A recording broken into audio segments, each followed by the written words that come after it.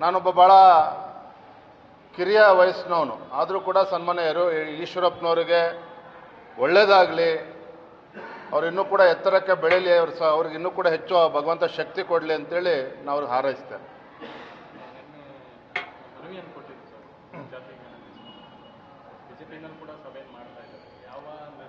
ನೋಡಿ, ಜಾತಿ ಗಣತಿ ಬಗ್ಗೆ ವೈಯಕ್ತಿಕವಾಗಿ ನಾನು ಹೇಳೋದಾದರೆ,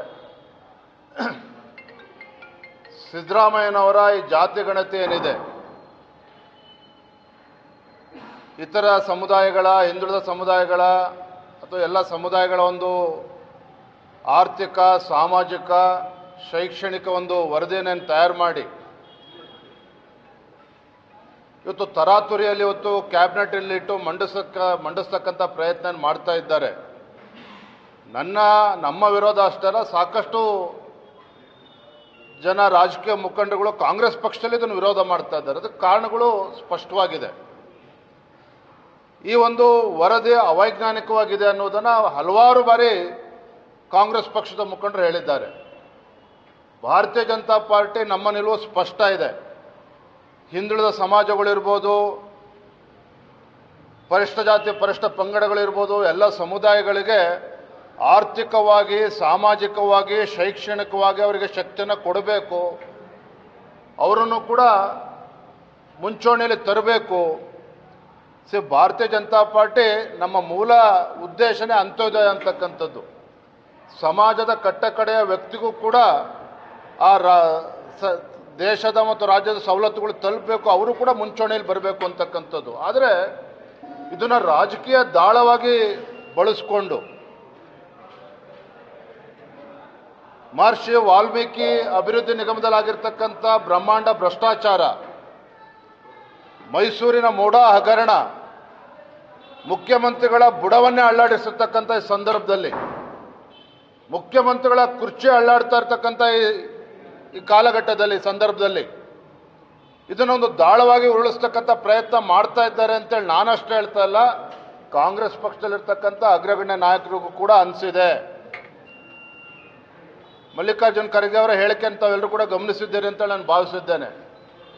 ಜಾತಿ ಜನಗಣತಿಯ ಬಗ್ಗೆ ನಾವು ರಾಷ್ಟ್ರ ಮಟ್ಟದಲ್ಲಿ ಚರ್ಚೆ ಮಾಡಬೇಕು, ಬೇರೆ ಬೇರೆ ರಾಜ್ಯದಲ್ಲೂ ಕೂಡ ಚರ್ಚೆ ಮಾಡಬೇಕು, ತದನಂತರ ನಾವು ನಿರ್ಣಯವನ್ನು ಕೊಡ್ತೇವೆ ಅನ್ನೋ ಮಾತನ್ನು ಮಲ್ಲಿಕಾರ್ಜುನ್ ಖರ್ಗೆ ಅವರು ಹೇಳಿದ್ದಾರೆ. ಶಾಮನೂರು ಶಿವಶಂಕರಪ್ಪನವರು ಹೇಳಿದ್ದಾರೆ, ಇದು ಟೋಟಲಿ ಅನ್ಸೈಂಟಿಫಿಕ್, ಅವೈಜ್ಞಾನಿಕವಾಗಿದೆ, ಮತ್ತೊಮ್ಮೆ ಪರಿಶೀಲನೆ ಮಾಡಬೇಕು ಅನ್ನುವ ಮಾತನ್ನು ಶಾಮನೂರು ಶಿವಶಂಕರಪ್ಪನವರು ಹೇಳಿದ್ದಾರೆ. DK ಶಿವಕುಮಾರ್ ಅವರು ಕೂಡ ಇದು ಒಕ್ಕಲಿಗ ಸಮುದಾಯಕ್ಕೆ ಅನ್ಯಾಯ ಆಗ್ತಿದೆ ಅನ್ನೋ ಮಾತನ್ನು ಅವ್ರು ಹೇಳಿದ್ದಾರೆ. ನಾನು ಇದ್ರ ಮಧ್ಯೆ ಒಬ್ಬ ಜವಾಬ್ದಾರಿ ಸ್ಥಾನದಲ್ಲಿ ಇದ್ಕೊಂಡು ಹೇಳ್ತಕ್ಕಂಥದ್ದು, ಆ ಸಮುದಾಯಗಳಿಗೆ ನ್ಯಾಯ ಕೊಡಬೇಕು ಅನ್ನುವ ಬದ್ಧತೆ ಅಂತೂ ಭಾರತೀಯ ಜನತಾ ಪಾರ್ಟಿ ಇದೆ. ಅದ್ರ ಬಗ್ಗೆ ಯಾವುದೂ ಗೊಂದಲ ಬೇಡ, ಯಾವುದೇ ಗೊಂದಲ ಬೇಡ. ಆದರೆ ಇದನ್ನು ರಾಜಕೀಯ ದಾಳವಾಗಿ ಬಳಸ್ಕೊಂಡು ತಮ್ಮ ಕುರ್ಚಿಯನ್ನು ಉಳಿಸ್ಕೊಳ್ತಕ್ಕಂಥ ಪ್ರಯತ್ನ ಮಾಡೋದಕ್ಕೆ ಹೊರಟಿದ್ದಾರೆ. ಇದು ಖಂಡಿತ ಸಾಧ್ಯ ಆಗೋದಿಲ್ಲ. ಇದರಿಂದ ರಾಜಕೀಯ ಷಡ್ಯಂತ್ರ, ರಾಜಕೀಯ ಕುತಂತ್ರಗಳು ಎಲ್ಲವೂ ಕೂಡ ಅಡಗಿದೆ ಅಂತೇಳಿ ನಾನು ಹೇಳ್ತಾ ಇಲ್ಲ, ಕಾಂಗ್ರೆಸ್ ಪಕ್ಷದ ವಲಯದಲ್ಲಿ ಚರ್ಚೆ ಆಗ್ತಾ ಇದೆ. ಬನ್ನಿ ಬನ್ನಿ, ಈ ಕಡೆ ಬನ್ನಿ. ಮುಂದಿನ ವರ್ಷ ಕೇಂದ್ರದಿಂದಲೂ ಕೂಡ ಜಾತಿ ಗಣತಿಯನ್ನು ಮಾಡೋದಕ್ಕೆ ಮುಂದಾಗ್ತಾ ಇದ್ದಾರೆ.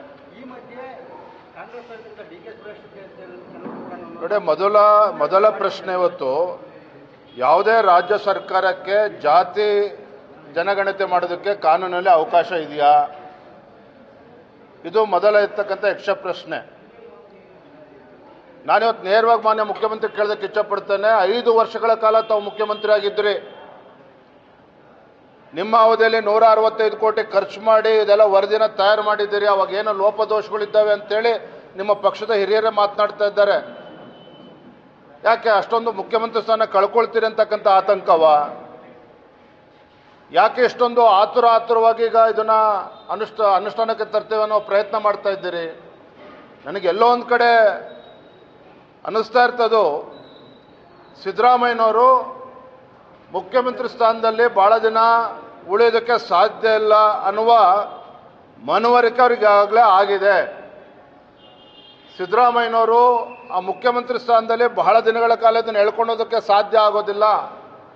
ತಾನು ಅಪರಾಧಿ ಸ್ಥಾನದಲ್ಲಿ ನಿಂತಿದ್ದೇನೆ, ಬಹಳ ದಿನಗಳ ಕಾಲ ಬಂಡತನ ನಡೆಯೋದಿಲ್ಲ, ಹಾಗಾಗಿ ಒಂದು ಬ್ರಹ್ಮಾಸ್ತ್ರ ಚಲಾವಣೆ ಮಾಡೋಣ ಅಂತಕ್ಕಂಥ ಪ್ರಯತ್ನದಲ್ಲಿ ಈ ವಿಚಾರಗಳನ್ನು ಮುಂದಿಡ್ತಕ್ಕಂಥ ಪ್ರಯತ್ನ ಮಾಡ್ತಿದ್ದಾರೆ ಹೊರತು ಇದರಲ್ಲಿ ಸಿದ್ದರಾಮಯ್ಯನವರು ಮುಖ್ಯಮಂತ್ರಿಗಳ ಪ್ರಾಮಾಣಿಕ ಕಳಕಳೆ ಇದೆ ಅಂತೇಳಿ ನನಗೂ ಅನ್ನಿಸ್ತಾ ಇಲ್ಲ, ನಮ್ಮ ಪಕ್ಷದಲ್ಲೂ ಕೂಡ ಅನ್ನಿಸ್ತಾ ಇಲ್ಲ.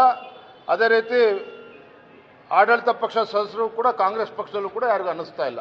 ಸರ್, ಈಗ ಮುಖ್ಯಮಂತ್ರಿ ಬದಲಾವಣೆ ಗೊತ್ತು ಬೆನ್ನಲ್ಲೇ ಇವತ್ತು ಸತೀಶ್ ಜಾರಕಿಹೊಳಿ ಮತ್ತೆ ಎಚ್ ಸಿ ಮಾದೇವಪ್ಪ ಭೇಟಿಯಾಗಿದ್ದಾರೆ ಮೈಸೂರಲ್ಲಿ.